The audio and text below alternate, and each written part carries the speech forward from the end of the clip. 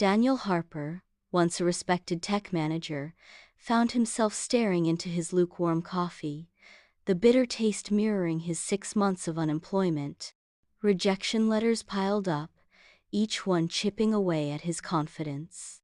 One gloomy morning, an elderly man settled at the table across from him in his usual café. The old man, with eyes that held the wisdom of ages, observed Daniel's slumped posture and spoke. "You seem to carry the weight of the world on your shoulders." Daniel usually found himself confiding in the stranger. "I worked hard, built a career, and it's all gone." The old man smiled, a gentle, knowing smile. "Ever heard of Thomas Edison's factory fire?" he asked. Daniel shook his head. The old man leaned closer, his voice low and resonant. "In 1914, Edison's entire factory burned to the ground, destroying years of work and research. Do you know what he said? He said, 'Thank God all our mistakes were burned down.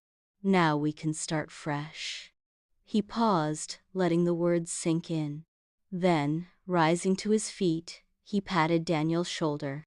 "Failure isn't the end," he declared. "It's a chance to start again, this time with more wisdom." And with that, he was gone, disappearing into the bustling cafe as quickly as he'd appeared. That night, Daniel's perspective shifted. He didn't see himself as starting from nothing. He saw himself starting again, wiser and more determined. He meticulously reworked his resume, tailoring it to each job application. He expanded his professional network, reaching out to old colleagues and making new connections. He even enrolled in online courses to refresh his skills and learn new ones. 3 months later, a phone call changed everything. A leading tech firm offered him a position, not just any position, but a role with more responsibility and a significantly higher salary than his previous job. Looking back, Daniel understood the old man's profound message.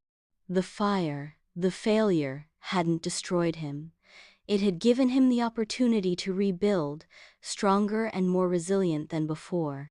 He had learned that true success wasn't about avoiding setbacks, but about learning from them and using that knowledge to propel himself forward.